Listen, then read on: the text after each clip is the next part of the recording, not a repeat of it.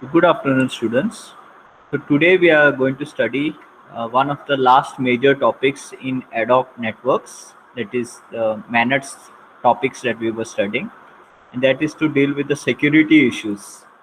So till now we have seen what are ad hoc networks, what are managed, how to design such a network, what are the major constraints, okay, how to do routing in such networks, which are the popular different types of routing algorithms, and what is the difference between routing in managed versus routing in wired networks.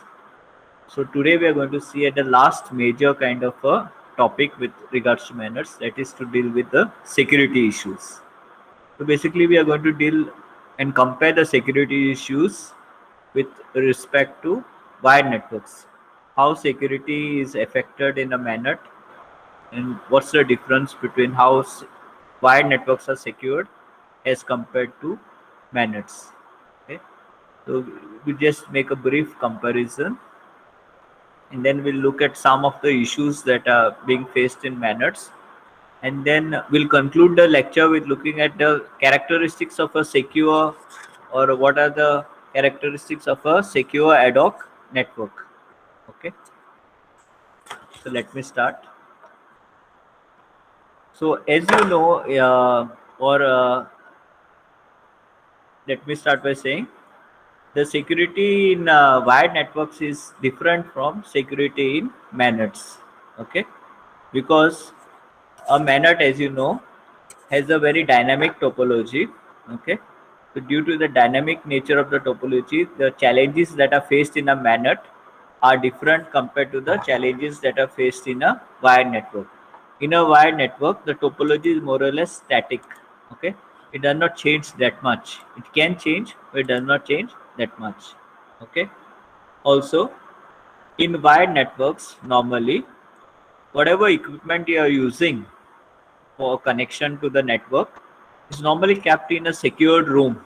Okay, normally kept behind doors. You don't leave it out in the open. Okay, so yeah, in that sense also more secure. It's not easy for an attacker to get physical access to the device. Okay, it's not that easy. Even if, for example, an attacker is able to access the wired connection, that is the wire in the wired connection. Okay, making any changes, attaching any devices to that wire in order to intercept the communication can be noticed. Okay, so such kind of physical where you try to physically attack the system by attaching some devices, okay, by putting some devices to the wire or accessing the system, those things can be more easily noticed in wired systems. But whereas in manets, because they are wireless, because they are ad hoc, they are dynamic in nature, the topology is dynamic. Okay, uh, the attacker can be easily part of the network.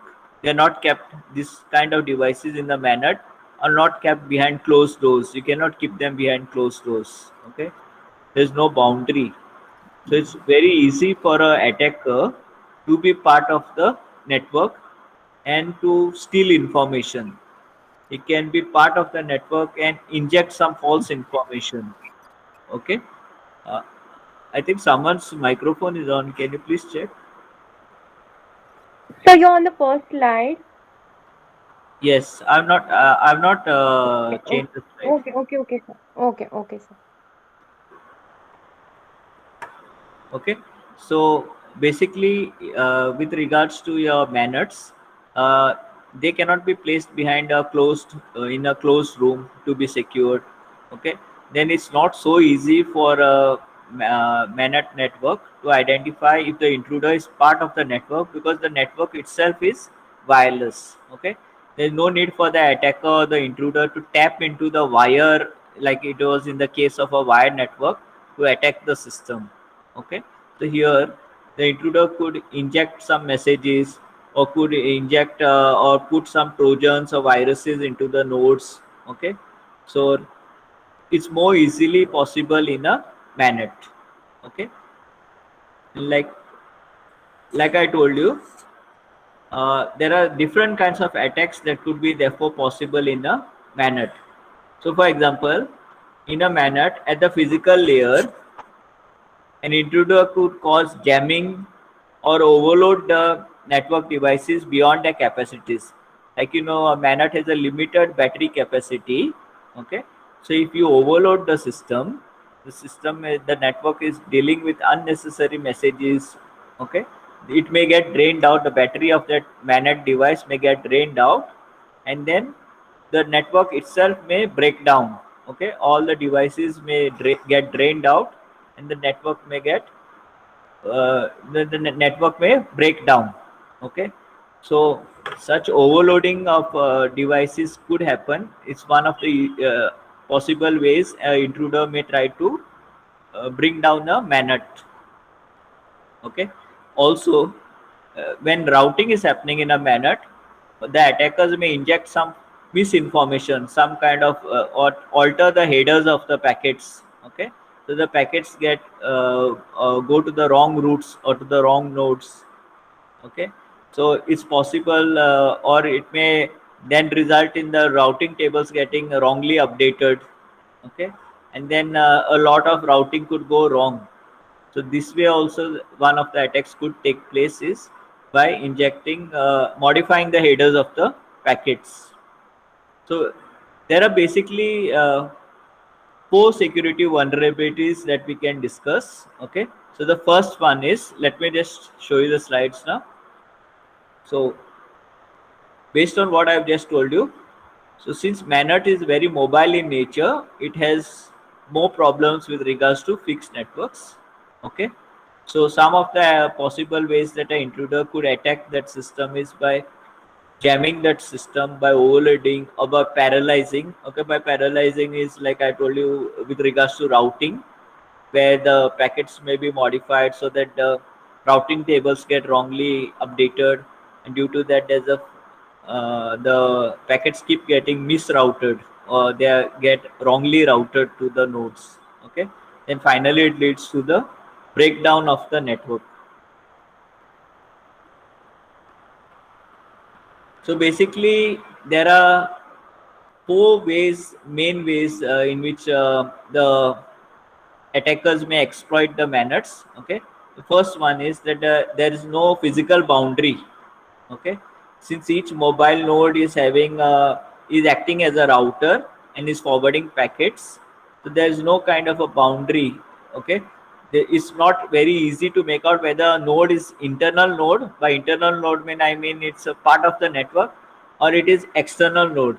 Okay, so it's not possible to deploy any kind of a firewall to disable the outbound or inbound traffic. Okay, so because it's not possible to identify whether that node is currently part of the network, because it could soon become it could move away from the network and be not be a part of the network. So it's not possible to put a firewall. Like in your PC you could put a firewall to prevent an attacker from accessing your network or accessing your packets. Okay, so in the same way it's not possible in your MANETs, because the nodes keep moving. It's not possible to keep a track of who are part of the network and who are not a part of the network.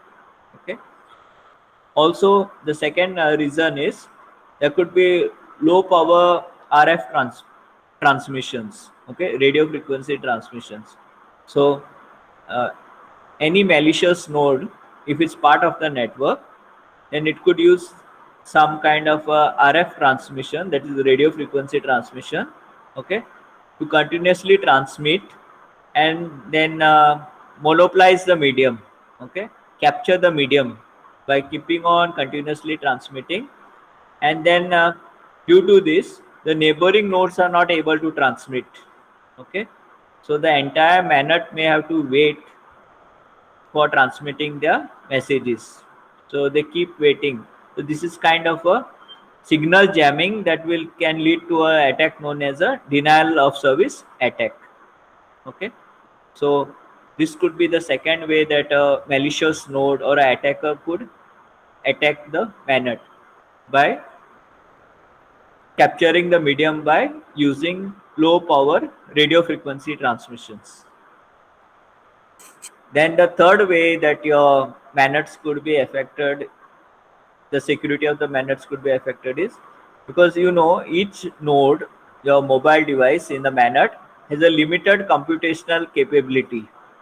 Okay, so due to this, it's not possible to deploy some algorithms that require a lot of computation. Okay, because for encryption or decryption purposes, so when you put those kind of softwares into your mobile, the battery may get drained out. Okay, so if you try to implement those kind of softwares that require a lot of computation power, like for example for encryption or decryption purposes, then the battery of the device may get drained out. So it's not possible to put such kind of high computational requirement software into your mobile device. So therefore also it's not so easy to secure your mobile device. And the fourth reason is the limited power supply. So like we have discussed many times, one of the major constraints of your MANET is the battery. Okay, since they run on battery. So if a attacker keeps trying to simply cause unnecessary transmissions to take place at some node in the network, okay, it may cause that battery of that node to get drained out, and therefore that node may be getting disconnected or maybe dropped out from the network. So these are the four main uh, security vulnerabilities that could be targeted by the attackers, okay, or can be used by the attackers to attack a MANET. So the first one was the lack of physical boundary.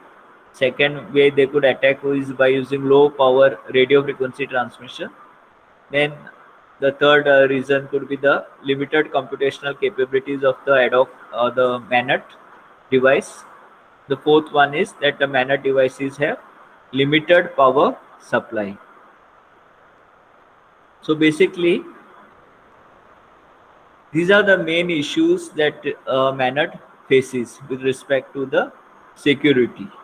Okay, so if you ask in the exams a question with respect to the security issues and you are told to compare it with regards to wired, then you need to write that wired network. Okay, please note down if you're having a book with you, so you could just note down the points what you're supposed to write. So you could write that in a wired network, the devices are usually kept secured behind locked doors. Okay, so it's not so easy to access such devices physically without getting noticed. Okay, also it's not that easy to access the wire in the wired medium to tap it. Okay, by trying to intercept the signals in that wire, because you can get noticed, but that is not the case in the wireless. In the wireless network, that is your MANET. Okay, when I am saying wireless, I refer to MANET, because you can have a wireless network even from your broadband modem.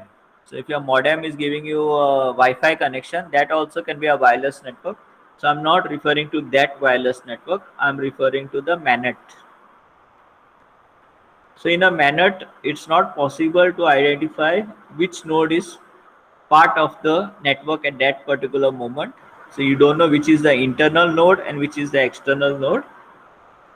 Also the topology keeps on changing therefore. Okay, so it's more easier for an attacker to cause all kinds of denial of service attacks by simply overloading the node, targeted node, or you could use any of these four methods that I've just discussed here. So you need to elaborate on all of this based on what I've told you and write your answer.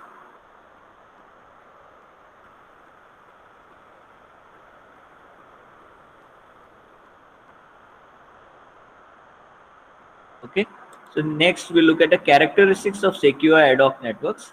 So basically, if your ad hoc network has to be secure, then these are the characteristics. First one is availability. So by availability, we mean that you should be able to survive. Okay, the word here is survive, not service. Should be able to survive denial of service attacks. So anytime a malicious node attacks the mainnet, okay, so even if it is overloading the network, it should be able to survive that kind of attack and still provide service. It should be still be able to connect to the other nodes. All the nodes should remain connected. Second one is confidentiality. So by confidentiality, we mean that all the information that is being shared or being routed should be protected. You should not share the information with unauthorized users for whom the information is not meant. So if the information is going from node A to B, node C should not know about that information that is flowing between node A and B. The third characteristic is integrity. Okay. So integrity means whatever messages or the packets are being exchanged, they should not be tampered with. Fourth one is authentication. So it should help a node to be sure about the identity of the sender. So if it is receiving some information, it should know guaranteed that from whom it is getting the information. Similarly, if it is sending some data, it should know that it will be guaranteed to be sent only to that node.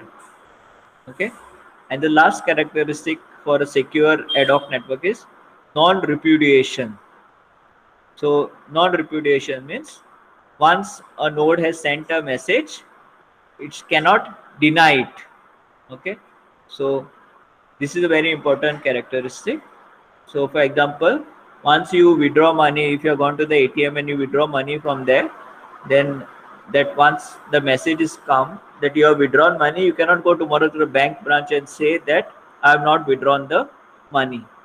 Okay, so any such kind of transaction that happens, that should be it should not be you should not be able to erase that transaction. So if you have sent a message, then the node should not be able to deny that it had sent that message. So with regards to this topic, till now, any doubts?